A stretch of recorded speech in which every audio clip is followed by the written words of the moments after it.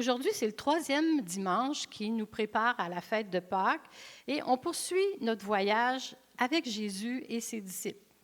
Jésus avait passé quelque temps en Galilée, donc il était à Cana et ensuite à Capernaum, entre autres, et ensuite s'est rendu en Judée, à Jérusalem, où il avait assisté à la Pâque.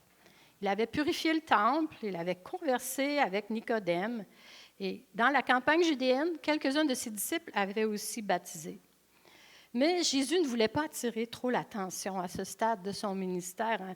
Et donc, lorsqu'il a appris que les pharisiens le remarquaient, il a quitté la Judée avec ses disciples et il est parti pour la Galilée, ce que vous pouvez voir un peu sur cette carte, et il a décidé de passer par la Samarie. Mais pourquoi donc Jésus passe-t-il par là, puisque la plupart des autres Juifs refusaient d'emprunter cette route de Judée à Galilée. Ces Juifs-là préféraient un itinéraire qui était 2 fois plus long, traversaient le Jourdain en Judée, remontaient la rive orientale du fleuve, puis le retraversaient pour rejoindre la Galilée. Mais oui, mais pourquoi donc ces Juifs passaient-ils par la Samarie? Jean, dans son évangile, nous rappelle sans cesse dans ses écrits que Jésus suivait le plan divin du Père, la volonté du Père, et qu'il était guidé par l'Esprit. Quel est donc ce plan divin?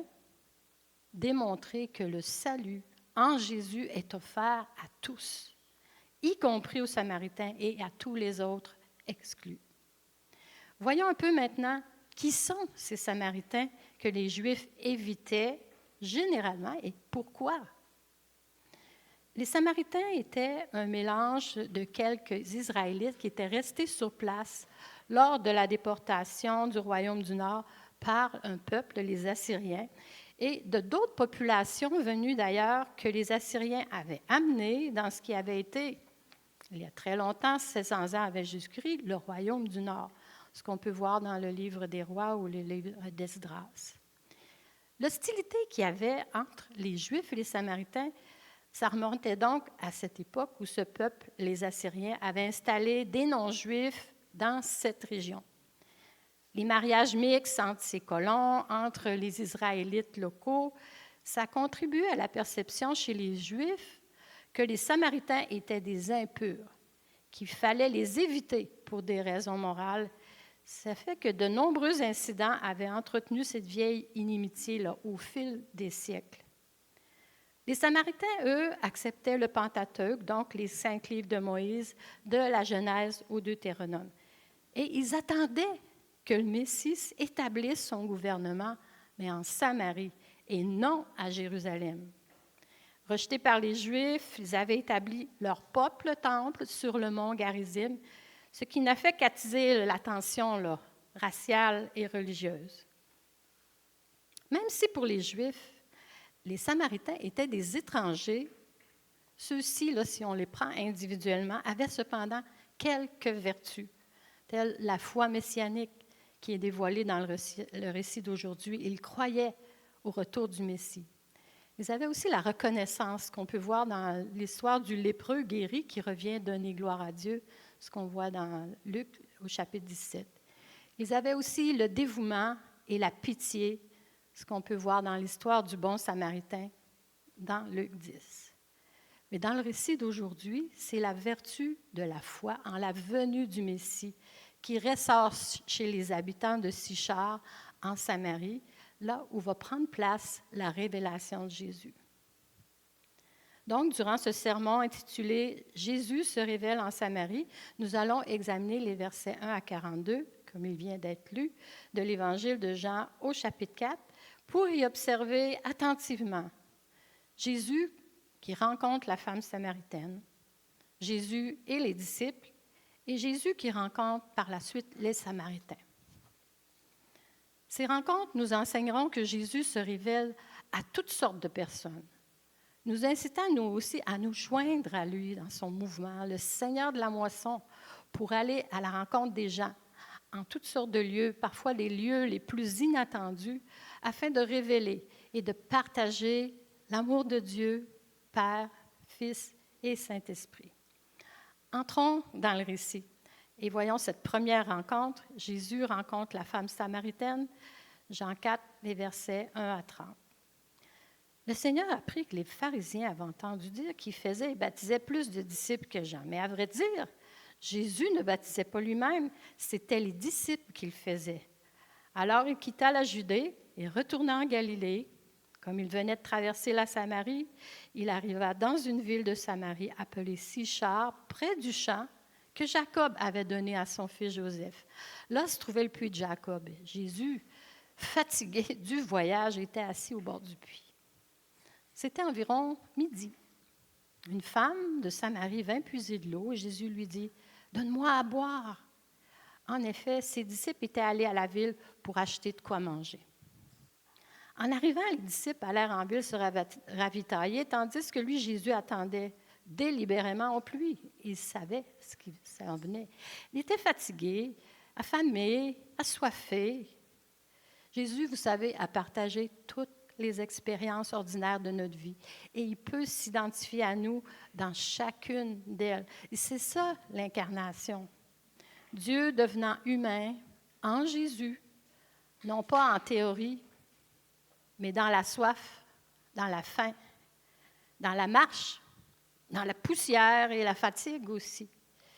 Et c'est au puits de Jacob, sous le soleil de midi, une heure là, qui est inhabituelle pour une femme pour venir puiser de l'eau, que Jésus fait sa première rencontre et qu'il s'entretient avec la Samaritaine.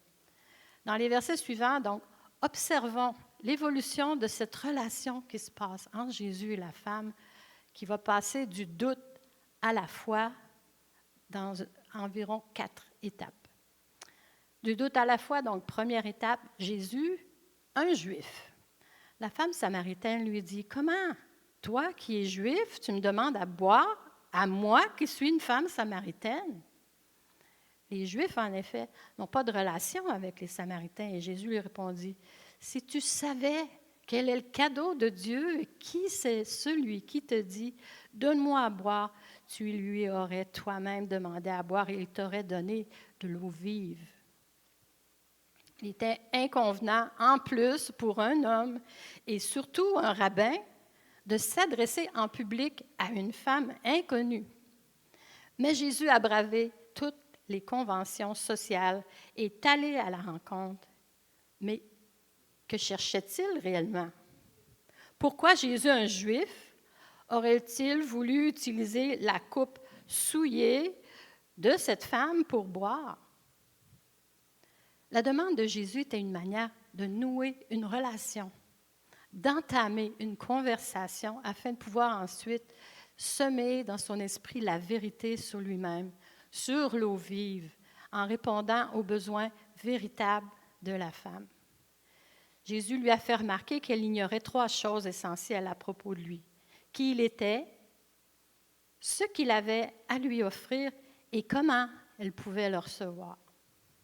Passons maintenant à cette deuxième étape du doute à la foi. Jésus, plus grand que Jacob. Débutons au verset 11. « Seigneur, lui dit la femme, tu n'as rien pour puiser et le puits est profond. D'où aurais-tu donc cette eau vive? Es-tu, toi, plus grand que notre ancêtre Jacob qui nous a donné ce puits et qui a bu de son eau, lui-même, ses fils, ses troupeaux? » Jésus lui répondit, « Toute personne qui boit de cette eau-ci aura encore soif.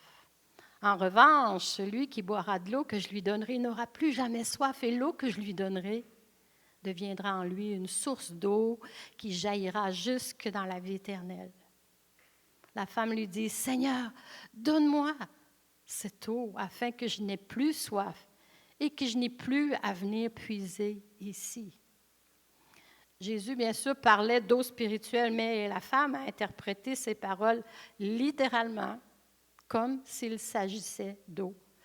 Une fois de plus, nous constatons combien il est difficile, il est facile de confondre le physique et le spirituel, et comme c'est difficile parfois de savoir la différence.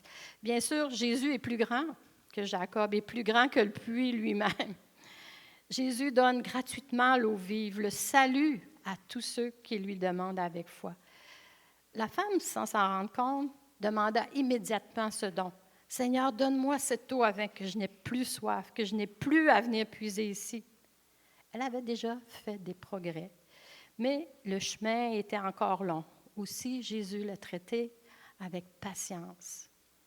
Prochaine étape, du doute à la foi, étape 3. Maintenant, Jésus, un prophète, va appeler ton mari, lui dit Jésus, et reviens ici.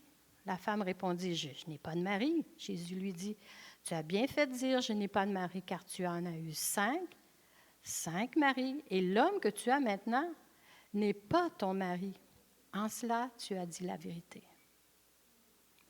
La connaissance qu'a Jésus de la vie de cette femme a authentifié qu'il est le Messie, avec autant de clarté qu'un miracle de guérison. Elle se sent vue avec vérité, mais sans plus de discours. Le fait qu'il lui a révélé sa réalité qu'il ne pouvait connaître par aucun moyen ordinaire l'a convaincu qu'il pouvait lui parler avec justesse de sa vie maritale présente. Jésus sait parfaitement la juste mesure de révélation à utiliser pour se faire reconnaître comme Dieu omniscient. Elle reconnaît donc en lui un prophète, un homme en correspondance avec le ciel. La conversation se poursuit et nous voyons poindre son intérêt, sa préoccupation dans ce qu'elle dit, soit son questionnement concernant le lieu de l'adoration. Jésus est arrivé au bon endroit avec elle. « Seigneur, lui dit la femme, je vois que tu es un prophète. Nos ancêtres ont adoré sur cette montagne et vous dites, vous, que l'endroit où il faut adorer est à Jérusalem. Femme, lui dit Jésus, crois-moi, l'heure vient où ce ne sera ni sur cette montagne et ni à Jérusalem que vous adorerez le Père. Vous adorez ce que vous ne connaissez pas. Nous adorons ce que nous connaissons, car le salut vient des Juifs. Mais l'heure vient, et elle est déjà là, où les vrais adorateurs adoreront le Père en esprit et en vérité. En effet, ce sont là les adorateurs que recherche le Père.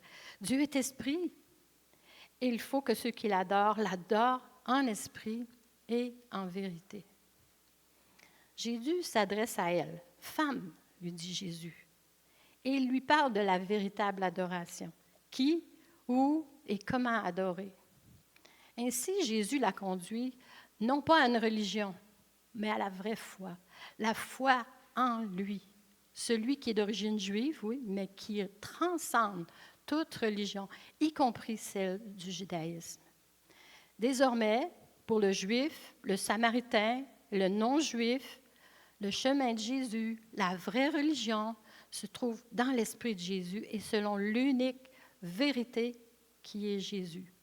Le culte ne se définit ni par les jours, ni par les lieux, ni par les rituels. Il est spirituel et centré sur Jésus. Maintenant, nous passons à une autre étape du doute à la foi, et cette fois-ci, Jésus, le Christ. La femme lui dit, « Je sais que le Messie doit venir, celui que l'on appelle Christ. Quand il sera venu, il nous annoncera tout. » Jésus lui dit, « Je le suis, moi qui te parle. » Là-dessus arrivèrent ses disciples et ils étaient étonnés de ce qu'il parlait avec une femme. Toutefois, aucun ne dit, « Que lui demandes-tu ou pourquoi parles-tu avec elle? » Alors la femme laissa sa cruche, s'en alla dans la ville et dit aux habitants, « Venez voir un homme qui m'a dit tout ce que j'ai fait. Ne serait-il pas le Messie? » Et ils sortirent de la ville et vinrent vers lui. Malgré son ignorance, cette femme savait une chose, le Messie allait venir. Et cette graine de compréhension était restée enfouie en elle jusqu'à cet instant. Et maintenant, elle allait porter du fruit. C'est à ce moment de l'histoire que l'histoire atteint son point culminant. La femme s'ouvre à croire que Jésus pourrait être le Christ, le Messie de Dieu. Aussitôt, elle voulut raconter ce qui venait de lui arriver. Ses connaissances et sa foi étaient limitées, mais Dieu s'est servi de son témoignage simple et beaucoup sont venus au puits pour rencontrer Jésus. Jésus a parlé à cette femme de sa vie personnelle et sa connaissance surnaturelle de ses expériences de vie lui a indiqué qu'il est un prophète. Jésus l'a aussi traité comme légitime engageant avec elle une conversation théologique importante. Les rabbins juifs de l'époque de Jésus disaient bon, il vaut mieux brûler les paroles de la loi plutôt que de les confier à une femme. Mais Jésus ne partageait pas ce préjugé étroit. La femme devint évangéliste, témoignant de ce qu'elle a trouvé. 4 étapes lui ont suffi pour accéder à une certaine délivrance de ses doutes et de son passé. Elle n'a pas reçu de formation ni de plan. Elle a reçu de l'eau vive et celle-ci s'est répandue. La moisson ici n'est pas une pression, c'est un débordement. Et voyons maintenant le deuxième groupe avec qui Jésus va interagir et révéler un aspect de sa relation avec son Père. Au verset 31 à 38. Pendant ce temps, les disciples le pressaient en disant « Maître, mange ». Mais il leur dit « J'ai à manger une nourriture que vous ne connaissez pas ». Les disciples se disaient donc les uns aux autres « Quelqu'un lui aurait-il apporté à manger ?» Jésus leur dit « Ma nourriture est de faire la volonté de celui qui m'a envoyé et d'accomplir son œuvre. Ne dites-vous pas qu'il y a encore 4 mois jusqu'à la moisson? Eh bien, je vous le dis, levez les yeux et regardez les champs, ils sont déjà blancs pour la moisson. Celui qui moissonne reçoit un salaire et amasse du fruit pour la vie éternelle, afin que celui qui sème et celui qui moissonne se réjouissent ensemble. En effet, en cela, cette parole est vraie. L'un sème, l'autre moissonne, et je vous ai envoyé récolter une moisson qui ne vous a pas demandé de travail.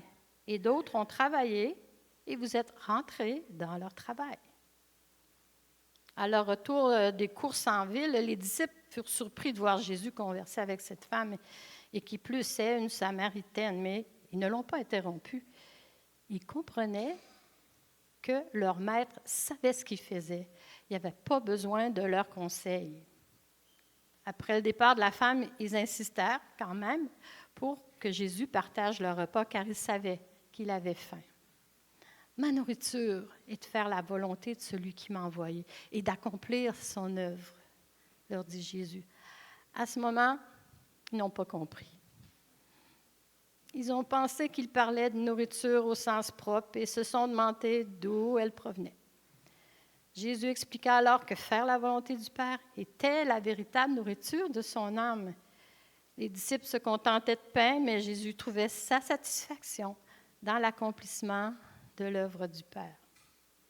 Alors, Jésus changea d'image et passe de la nourriture à la moisson, qui est la source de la nourriture.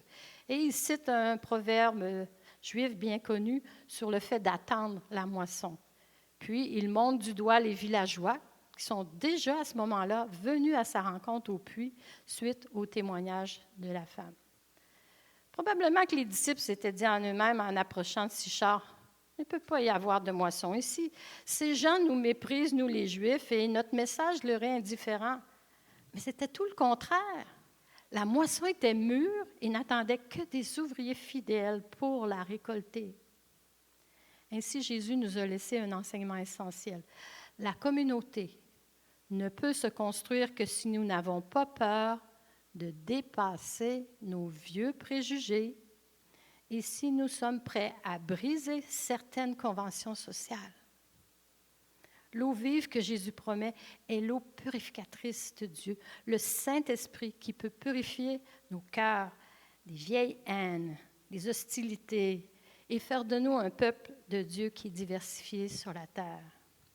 Il faut de la foi pour participer avec Jésus à son ministère d'évangélisation. Surtout lorsque les circonstances peuvent nous paraître décourageantes. Lorsqu'il s'agit de témoigner du Christ, le moment et l'endroit peuvent parfois nous sembler inopportuns. Soyons prêts à manifester cet amour de Dieu malgré les difficultés. Soyons aussi attentifs autour de nous, ceux qui ont soif d'eau vive. On n'a pas besoin d'être parfaits. Nos vies ordinaires peuvent devenir des lieux où d'autres peuvent goûter à cette eau vive et à les orienter vers Jésus. Quelques versets plus loin, verset 38, Jean laisse entendre que d'autres avaient déjà travaillé en Samarie pour préparer cette moisson. Il se pourrait que ce soit Jean-Baptiste qui ait cultivé et semé dans cette région. Et Jésus et ses disciples qui sont arrivés et qui ont récolté. La Samaritaine aussi a joué un rôle dans cette moisson. Ça m'a fait penser aussi à nous, les francophones de l'Église Réalité. On est arrivés ici à Villemort pour œuvrer après que nos frères et sœurs anglophones, ils ont semé. On s'est joint à eux pour continuer à semer aussi en espérant une bonne récolte. Sans oublier aussi que les autres communautés chrétiennes qui sont dans le quartier travaillent pour servir la population avec ce que Dieu leur a donné. Nous ne sommes pas les seuls ouvriers dans ce champ, et béni soit Dieu pour son peuple qui est à l'œuvre. Disons-nous que ceux qui sèment ne verront peut-être pas la moisson, mais que ceux qui récolteront la verront et rendront grâce à Dieu pour le travail fidèle des semeurs. Restons fidèles, frères et sœurs. Patience, vision, foi sont indispensables. Voyons maintenant le troisième groupe avec qui Jésus interagit. Jésus rencontre maintenant les Samaritains, versets 39 à 42. Beaucoup de Samaritains de cette ville crurent en Jésus à cause des paroles de la femme qui rendait ce témoignage. Il m'a dit tout ce que j'ai fait. Ainsi donc, quand ils vinrent le trouver, les Samaritains le prièrent de rester avec lui. Il resta là 2 jours. Un bien plus grand nombre crurent à cause des paroles de Jésus. Il disait à la femme, « C'est plus seulement à cause de ce que tu as dit que nous croyons, car nous l'avons entendu nous-mêmes et nous savons qu'il est vraiment le Messie, le Sauveur du monde. » Voyez ici comment Dieu se plaît parfois à utiliser des instruments faibles et improbables pour le commencement et la poursuite d'une bonne œuvre. Combien un petit feu peut allumer de grandes choses. Notre Sauveur, en instruisant cette femme, a répandu son savoir à toute une ville. Elle ne pouvait peut-être pas parler beaucoup de Christ, mais ce qu'elle a dit, elle l'a dit avec vérité. Il m'a dit tout ce que j'ai fait. Les Samaritains n'avaient pas la même réputation de religiosité que les Juifs. Pourtant, les Juifs, qui ont été témoins des miracles du Christ, l'ont chassé de chez eux, tandis que les Samaritains, qui n'avaient vu ni ces miracles, ni bénéficié de ces grâces, l'ont invité.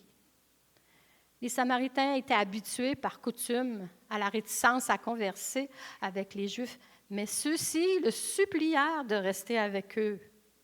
Alors Jésus, le Christ, accéda à leur requête. Maintenant, nous savons, se sont-ils exclamés avec joie. C'est à travers ce genre d'expérience que le Père nous attire vers la vie, que le Fils se donne à nous et pour nous, et que le Saint-Esprit devient cette eau vive en nous, remodelant ce que nous aimons, notre façon de voir, ce que nous devenons, et aussi notre façon de vivre.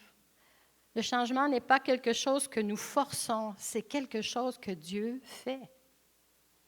Qu'en est-il de nous, frères et sœurs? Avons-nous été suffisamment abreuvés par cette eau vive du Saint-Esprit pour en partager les débordements avec notre entourage, notre famille, nos voisins, les gens d'ici à Villemort, ceux qui traversent une épreuve? Dieu nous a baptisés dans le Père, le Fils et le Saint-Esprit. Il nous a appelés en mission avec lui, dans un but, bien-aimé. Disons que la bonne nouvelle de cette histoire, pour conclure, est donc bien simple, mais combien profonde. Jésus vient à nous, femmes, hommes, habitants d'une ville, d'un quartier. Il nous désaltère, nous donne la vie que nous ne pouvons pas nous donner nous-mêmes. À travers cette histoire, nous voyons le cœur du Dieu trinitaire, le Père qui envoie le Fils qui nous envoie, afin que les vies puissent être restaurées. Le Fils vient à notre rencontre dans nos vies réelles. Il se donne à nous sans condition. Et le Saint-Esprit qui est promis comme une eau vive, la vie même de Dieu qui coule en nous. Ce n'est pas un Dieu solitaire, exigeant des efforts, mais un Père, un Fils et un Esprit agissant avec amour pour apporter la vie. Tous sont invités à le recevoir avec foi, car il est venu pour notre salut, pour satisfaire notre soif. pleinement, librement et pour toujours. Accueillons-le, adorons-le en esprit et en vérité comme il le veut et surtout, partageons-le avec les autres. Gardons son amour vivant. La moisson est prête.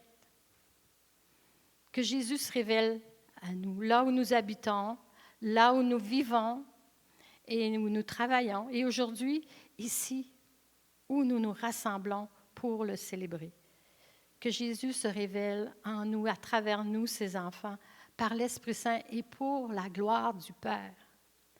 Que Jésus se révèle à vie et mort, comme il s'est révélé à Sichar en Samarie. Amen.